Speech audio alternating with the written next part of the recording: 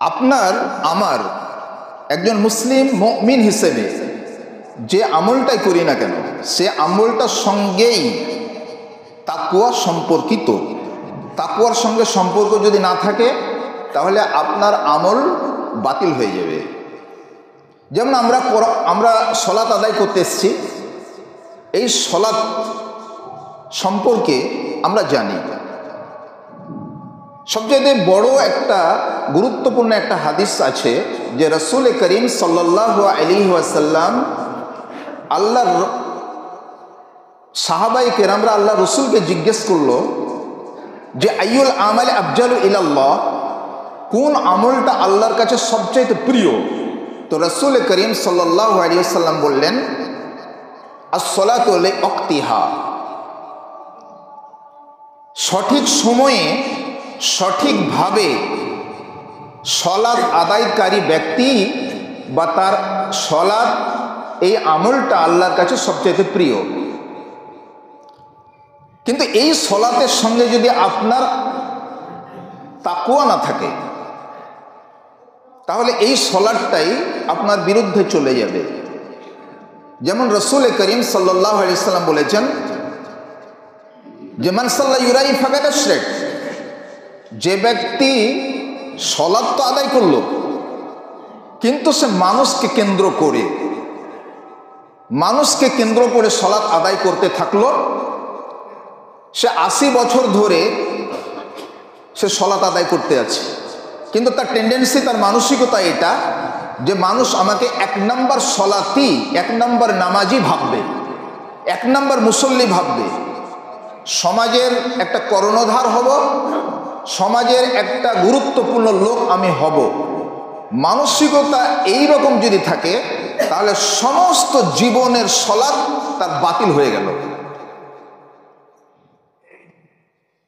এই জন্য আল্লাহ রসুল বললেন মান সাল্লা ইউরাই ফাকাদ আশরাক, যে ব্যক্তি সলাত তো আদায় করলো কিন্তু সে সলাতে তাকওয়া নেই, বরং মানুষকে কেন্দ্র করে সে সলাত আদায় করেছে, এর সলাত নেকি তো আসবেই না, বরং সলাতটা তার শিরিকের কারণ হবে। শিরক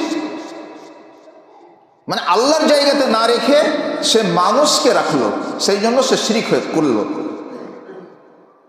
আপনি যদি দান খায়রাত করেন, দান খয়রাতটা একটা বিরাট পাওয়ারফুল ইবাদত। রাসূল করিম সাল্লাল্লাহু আলাইহি ওয়াসাল্লাম বলেছেন যে ওমান তাসাদ্দাকা ইউরাই ফাকাদ আশরাক, ইন্নাস সাদাকাতা তারুদ্দুল বালা ওয়া তাজিদু ফিল উমুর, সাদকা খায়রাত বালা মুসিবত দূর করে এবং বয়সকে বৃদ্ধি করে দেয়।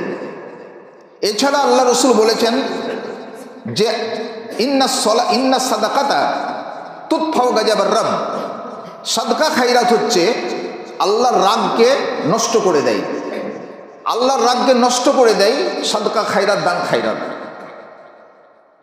অথচ এই সাদকাতে আপনার যদি তাকওয়া না থাকে তাহলে এই সাদকা আপনার বিরুদ্ধে চলে যাবে।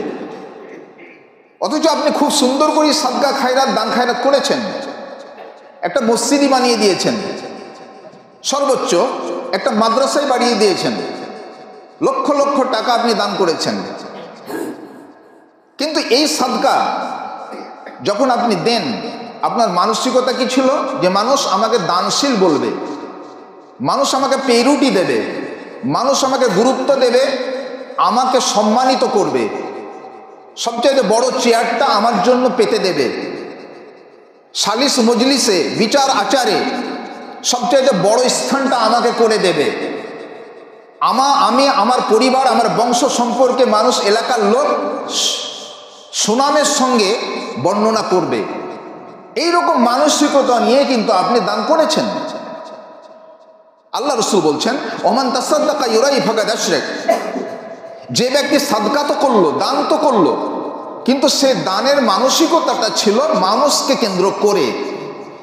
অতএব তার দানটা যত বড়ই হোক না কেন, যত বেশি হোক না কেন, যত সুন্দর করে সে দান করুক না কেন, কিন্তু তার দানের কোনো নেকি আসবে না। কিসের জন্য? এখানে তাকওয়া নাই। মানুষকে কেন্দ্র করে যেটা কর্ম করা হয় সেটা তাকওয়ার বাইরে, তাকওয়ার বিপরীত। আর যেটা একমাত্র আল্লাহকে খুশি করার জন্য আল্লাহকে কেন্দ্র করে, আখেরাতকে স্মরণ করে, দিনকে প্রতিষ্ঠা করার জন্য যে দান করা হয়, যে আমল করা হয়, সেগুলোই তাকওয়া পূর্ণ আমল। এইরকমই হজটা একটা বিরাট ইবাদত, যে রাসূল করিম সাল্লাল্লাহু আলাইহি ওয়াসাল্লাম বলেছেন যে কোনো ব্যক্তি যদি রাসূলের তরিকা অনুযায়ী সে হজ করে, তাহলে একটা মা তার বাচ্চাকে এখনই প্রসব করলো, সে বাচ্চার কোনো পাপ থাকে না, সে নিষ্পাপ একটা শিশু। তো কোনো ব্যক্তি যদি শর্ত শারায়েত রুকুন আরকান মেনে হজটা কমপ্লিট করে আসে, হালাল রুজি, হালাল ইনকামের টাকা খরচ করে হজ করে আসে, তাহলে সেই ব্যক্তি নিষ্পাপ শিশুর মতোই নিষ্পাপ হয়ে যায়। অথচ এই হজ সম্পর্কে রাসূল করিম সাল্লাল্লাহু আলাইহি ওয়াসাল্লাম বলেছেন, যদি এই হজের ভিতরে তাকওয়া না থাকে, এটা মানুষকে কেন্দ্র করে হয়, মানুষ আমাকে হাজি বলবে, সারা জীবন ধরে আমার একটা টাইটেল হয়ে যাবে হাজি সাহেব বলে আমাকে ডাকবে, আমার সম্মান বেড়ে যাবে সমাজে, এই মানসিকতাটার জন্যই কি হবে, তার হজ বাতিল হয়ে যাবে। আল্লাহ রাসূল বললেন, ওমান তাহাজ্জা ইউরাই ফাকাত আশরাক, যে ব্যক্তি হজ করলো তো বটে, কিন্তু সে হজের ভিতরে কোনো তাকওয়া ছিল না, সেই জন্য তার হজের নেকি তো সে পাওয়া দূরের কথা, বরং সে শিরক করে ফেললো। এরকম প্রত্যেকটা আমলের প্রারম্ভে, প্রত্যেকটা আমলের মধ্যে যদি আপনার তাকওয়া না থাকে, তাহলে সে আমলগুলো সবই কি হবে, শিরিকের পর্যায়ভুক্ত হবে, কোনো নেকি আসবে না। তাহলে বোঝা যাচ্ছে যে শরীয়তের মূল স্তম্ভ হচ্ছে তাকওয়া। এই সামনে আমাদের রমজানুল মোবারক আসছে, এটা রজব মাস, এরপরে শাবান মাস, তারপরে রমজান মাস। তাহলে এই রমজান মাসের আপনি লক্ষ্য করুন যে কোরআনুল কারিমে এবং উলামায়ে কেরামরা খুবই ফেমাস একটা আয়াত আপনাদের সামনে ও আলেম ওলামারা বলে, কি বলে, ইয়া আইয়ুহাল্লাযীনা আমানু কুতিবা আলাইকুমুস সিয়ামু কামা কুতিবা আলাল্লাযীনা মিন ক্বাবলিকুম লাআল্লাকুম তাত্তাকুন। হে ঈমানদারেরা, তোমাদের ওপরে সিয়াম ফরজ করা হয়েছে এবং তোমাদের আগেকার সমস্ত নবী এবং উম্মতদের ওপরে সিয়াম ফরজ করা হয়েছিল। কেন? লাআল্লাকুম তাত্তাকুন, যাতে তোমরা মুত্তাকি হতে পারো, তাকওয়াশীল হতে পারো। তাহলে এখানে দেখা যাচ্ছে রমজানের রোজার মূল জিনিসটাই হচ্ছে তাকওয়া অর্জন করা। আবার এই যে সলাত, এই সলাতের মূল জিনিস হচ্ছে তাকওয়া। যেমন আল্লাহ রাব্বুল আলামিন বলেছেন, ক্বাদ আফলাহাল মুমিনুন আল্লাযীনা হুম ফি সলাতিহিম খাশিউন, তাদেরই নামাজ কবুল করা হবে, তারাই পরিত্রাণ পাবে যারা তাকওয়াশীল, যারা তাকওয়ার মাধ্যম দিয়ে সলাত আদায় করে। এমনি করে যে কুরবানি সম্পর্কে আপনি যদি জানেন, কুরবানি সম্পর্কে আল্লাহ রাব্বুল আলামিন বলেছেন, লা ইয়ানাল্লাহু লুহুমুহা ওয়ালা দিমাউহা ওয়ালাকিন ইয়ানালুহু তাকওয়া মিনকুম। তোমরা যে কুরবানিটা আল্লাহর রাস্তায় দান মানে কুরবানি করো, সেই কুরবানির জানোয়ারের রক্ত মাংস আল্লাহর কাছে পৌঁছে না। কি পৌঁছে? তোমরা কি মানসিকতায়, কি নিয়তে কুরবানিটা দিচ্ছ, সেইটা আল্লাহ তাআলা দেখে থাকেন। তাহলে কুরবানিতে তাকওয়া ছাড়া আপনার কুরবানি কবুল না। তসবিহ, তাহলিল, কোরআন তেলাওয়াত, মানুষের সঙ্গে ভালো পরামর্শ, ভালো ব্যবহার, যা কিছু, সমস্ত কিছুর ভিতরে আল্লাহকে কেন্দ্র করে হওয়া লাগবে। যদি আল্লাহকে কেন্দ্র করে যদি আপনি আমল না করেন, তাহলে কিন্তু এটা তাকওয়ার বাইরে চলে গেল, এটা রিয়া হলো, এখানে কিন্তু কোনো নেকি আসবে না। তাহলে আমরা নিশ্চয়ই বুঝতে পারছি যে শরীয়তের মূল জায়গাটা হচ্ছে তাকওয়া। কোরআনুল কারিমে আল্লাহ রাব্বুল আলামিন গুরুত্বপূর্ণ কোনো কথা বয়ান করার আগে আল্লাহ তাআলা কসম করেন, কোনো জিনিসের কসম করেন। তো কসম যেই জায়গাগুলোতে করেছেন এবং তারপরে কোনো কিছু বয়ান করেছেন, সেই কসম করা জায়গাগুলোকে যদি আপনি লিস্ট করেন, তো এই লিস্টের জায়গাগুলোতে সবচাইতে বেশি কসম করেছে কোন জায়গায়? সবচাইতে বেশি কসম করেছেন তাকওয়ার কথা বলতে গিয়ে। কোনো জায়গায় দুবার কসম করেছেন, কোনো জায়গায় 3 বার, কোনো জায়গায় 4 বার, কোনো জায়গায় 5 বার, কোনো জায়গায় 6 বার। কিন্তু কোনো জায়গাতে 11 বার কসম করেননি, সবচাইতে বেশি কসম করেছেন 11 বার। 11 বার কসম করার পরে তাকওয়া সম্পর্কে কথা বলেছেন। কোন জায়গায় এটা? সূরা শামস। আল্লাহ রাব্বুল আলামিন বলেন, বিসমিল্লাহির রহমানির রহিম, والشمس وضحاها والقمر إذا تلاها والنهار إذا جلاها والليل إذا يغشاها والسماء وما بناها والأرض وما طحاها ونفس وما سواها فألهمها فجورها وتقواها।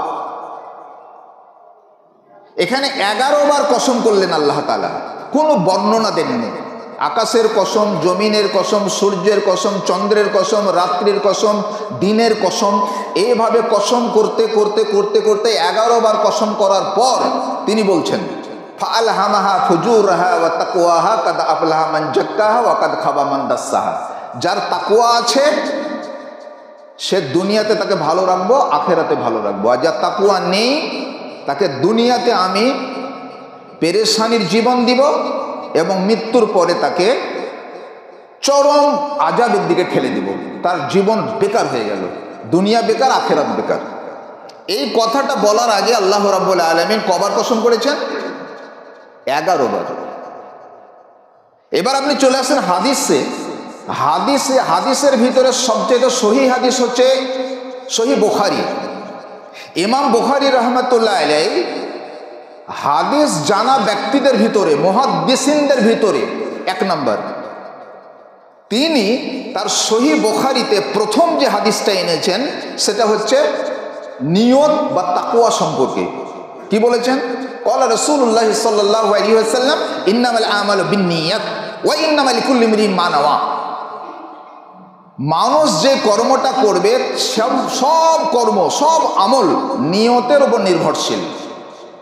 নিয়তটা যদি শুদ্ধ হয় তাহলে তার আমল শুদ্ধ বলে আল্লাহর কাছে গ্রহণযোগ্য হবে। কিন্তু নিয়তটা যদি অশুদ্ধ হয় তাহলে তার সমস্ত আমল বাতিল হয়ে যাবে।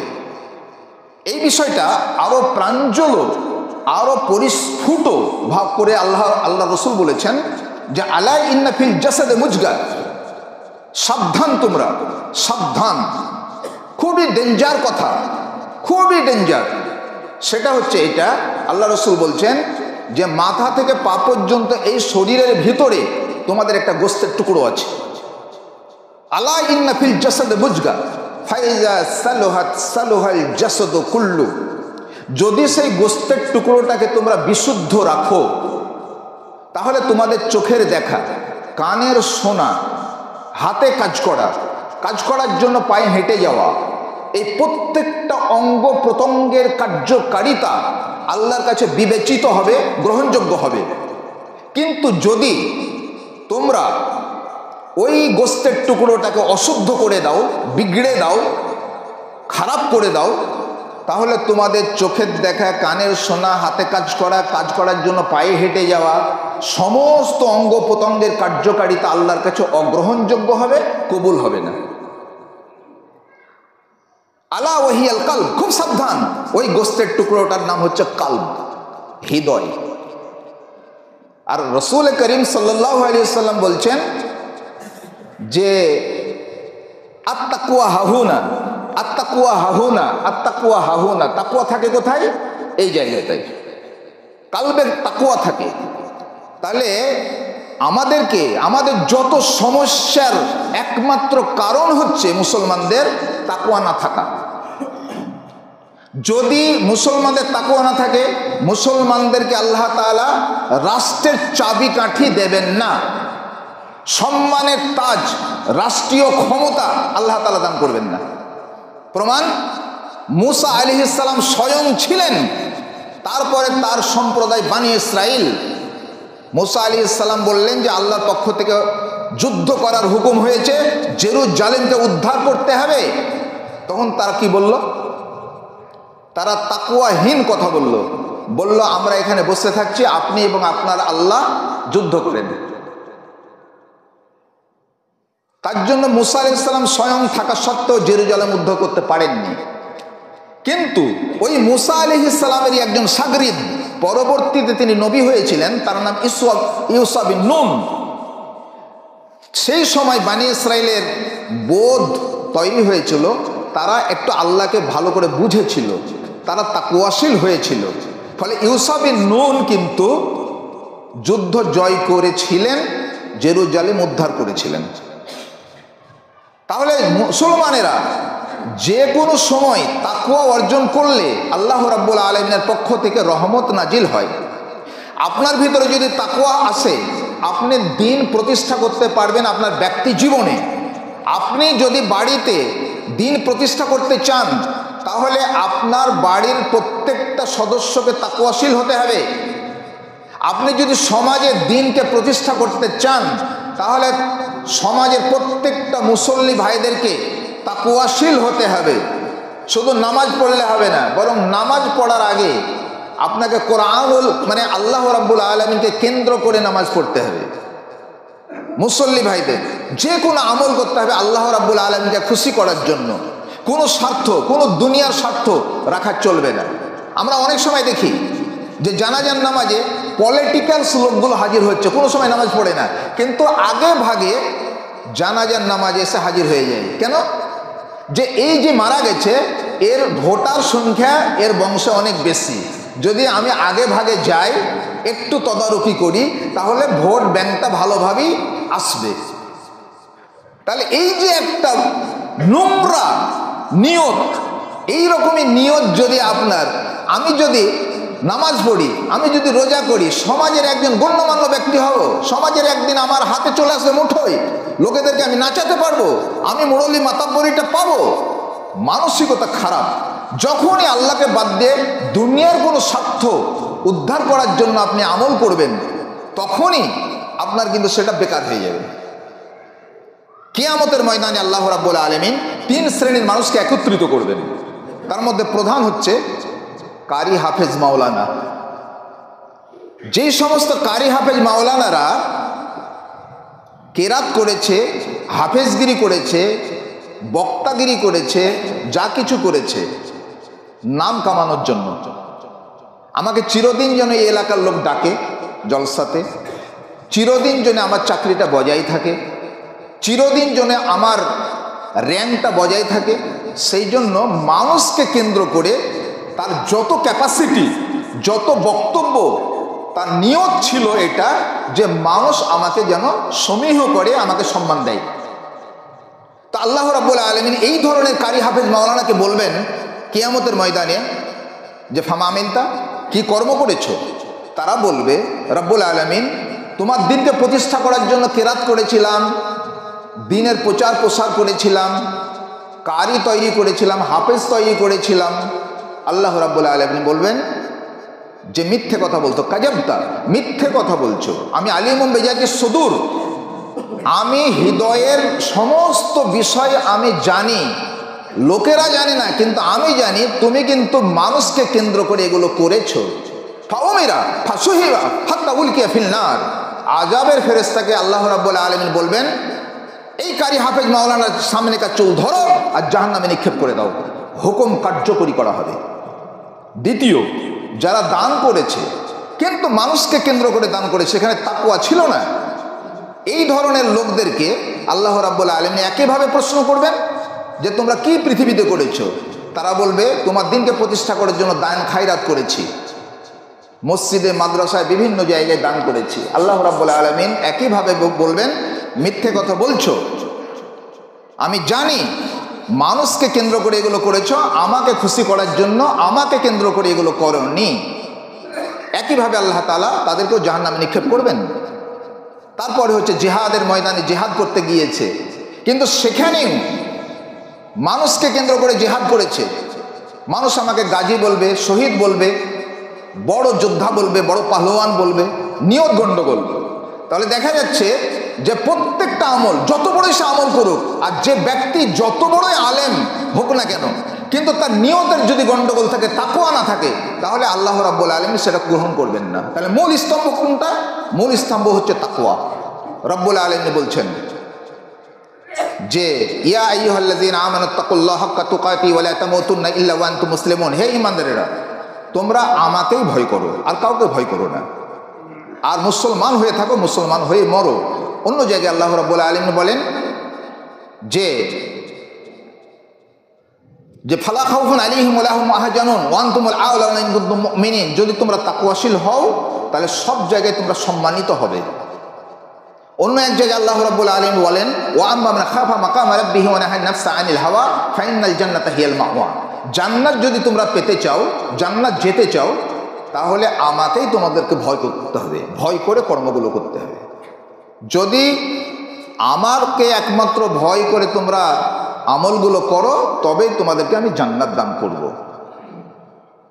রাসূল করিম সাল্লাল্লাহু আলাইহি সাল্লাম বলেছেন, ইন্নাল্লাহা লা ইয়ানজুরু ইলা আজসামিকুম ওয়ালা ইলা সুওয়ারিকুম ওয়ালাকিন ইয়ানজুরু ইলা কুলুবিকুম ওয়া আমালিকুম। নিশ্চয়ই আল্লাহ রাব্বুল আলামিন তোমরা যে আমলগুলো করো, সে আমলগুলোর পিছনে আল্লাহ তাআলা তোমাদের বডি কাঠামো, তোমাদের সেকেল সুরাত, তোমাদের আভিজাত্য, তোমাদের বংশীয় গৌরব এগুলো দেখেন না।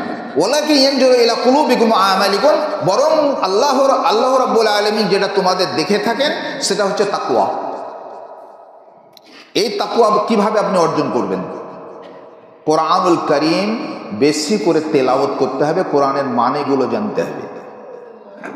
রাসূল করিম সাল্লাল্লাহু আলাইহি ওয়াসাল্লাম টিপস দিয়েছেন, অনেকগুলো টিপস দিয়েছেন। যেমন আপনি নির্জনে নিভৃতে একলা, দল বেঁধে না, মাঝে মধ্যে কবরস্থানে জিয়ারত করবেন, মাঝে মধ্যে কবরস্থানে জিয়ারত করবেন। সেখানে দেখবেন আপনার অনেক আত্মীয় লোক মারা গেছে, সেখানে শুয়ে আছে। আপনি যাদের সঙ্গে উঠা বসা করেছেন, বাজার হাট করেছেন, খেলাধুলা করেছেন, তারা আজকে মারা গেছে, কবরস্থানে আছে।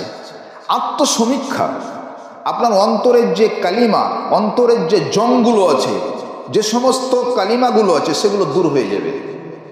আপনি নিভৃতে নির্জনে আপনি নামাজ পড়বেন, তাহাজ্জুদের নামাজ হোক, 2 রাকাত এমনি নফল নামাজ হোক, আপনি যে কোনো নির্জন জায়গাতে অবলম্বন করে আপনি 2 রাকাত নামাজ পড়ে সুন্দর হয়ে আপনি যখন কাঁদাকাটি করবেন, চোখ দিয়ে পানি ঝরাবেন, তখন আপনার তাকওয়াটা জিন্দা হবে। কিন্তু যদি আপনি খালি মানুষের সঙ্গে সঙ্গ দিয়ে কর্ম করেন, তাহলে কিন্তু আপনার কিন্তু তাকওয়া আসবে না।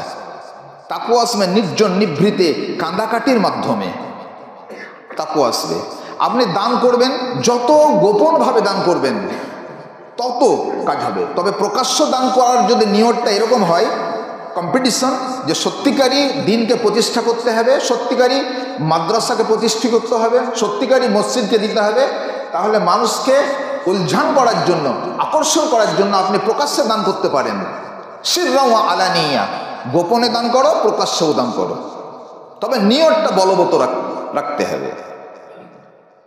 এবারে আমি শেষ করে দিচ্ছি। আমি যেটা বলতে চাইছি সেটা হচ্ছে যে তাকওয়া হচ্ছে আমাদের শরীয়তের মূল স্তম্ভ। কোরআনুল কারীমে প্রথমেই বলা হয়েছে হুদাল্লিল মুত্তাকিন, আলিফ লাম মিম যালিকাল কিতাব লা রাইবা ফীহি হুদাল্লিল মুত্তাকিন। কোরআন হচ্ছে একমাত্র আমাদের জীবন বিধান, হেদায়েতের 1 নম্বর রাস্তা। এই কোরআনুল কারীম থেকে একমাত্র হেদায়েত পাবে কে? যারা তাকওয়া অর্জন করেছে। তাকওয়া অর্জনকারী ছাড়া কোরআন যতই পড়ুক, কোরআন যতই জানুক, এখান থেকে হেদায়েত সে পাবে না। পেতে গেলে প্রকৃতপক্ষে আল্লাহকে ভয় করতে হবে, সব সময় আল্লাহকে ভয় করতে হবে। আপনি কাজে কর্মে, কথা বলার ক্ষেত্রে, কাজ করার ক্ষেত্রে, মানুষের সঙ্গে আদান প্রদানের ক্ষেত্রে, ব্যবসা বাণিজ্য থেকে শুরু করে যত রকমের আপনি করবেন, তার আগে আপনাকে আল্লাহ সম্পর্কে চিন্তা করে কাজটা করতে হবে। যে আল্লাহ এতে রাজি আছে, পারমিট আছে, আল্লাহ হুকুম দিচ্ছেন না হুকুম দিচ্ছেন না। এই রকম মানসিকতা নিয়ে যখন আপনি চলবেন, তখন আপনার প্রত্যেকটা আমল আল্লাহ তাআলা গ্রহণ করবেন।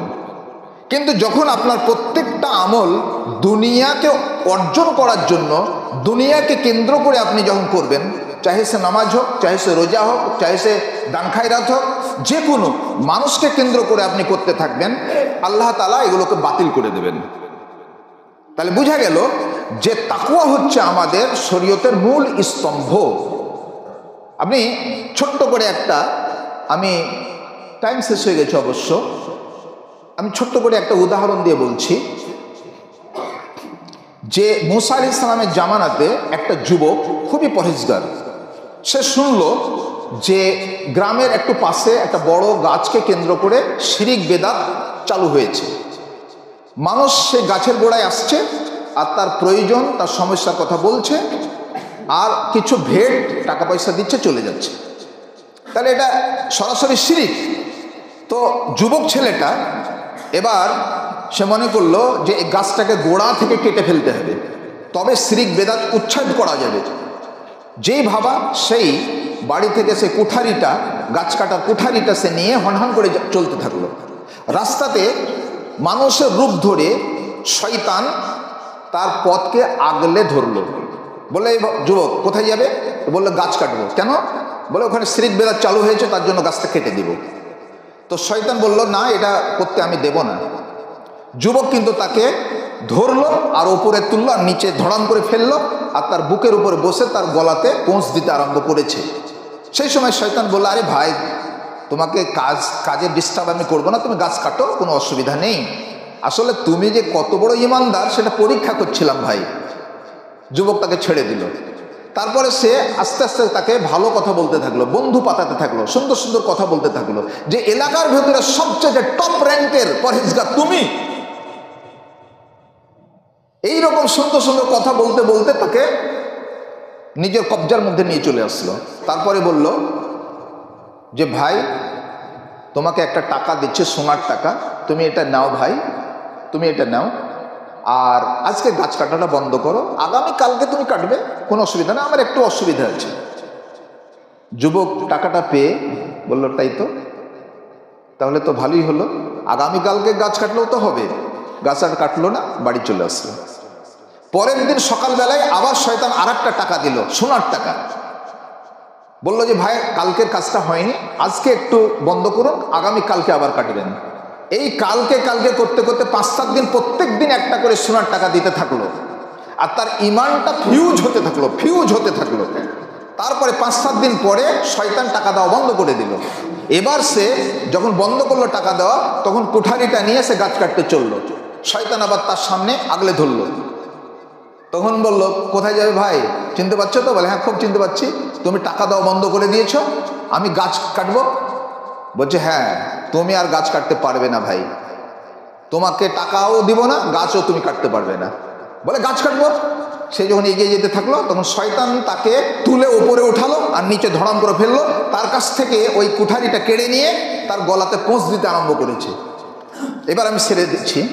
তো এবার যখন তার গলাতে পোঁছ দিতে আরম্ভ করছে, তখন তার মনে পড়লো যুবকের, যে ওই শয়তানের মতো আমাকে করতে হবে। তখন বলল যে, ভাই, আমাকে ছেড়ে দাও, বাড়িতে মা আছে আর কেউ নেই, মাকে দেখার মতো আর কেউ নেই, অতএব আমাকে ছেড়ে দাও।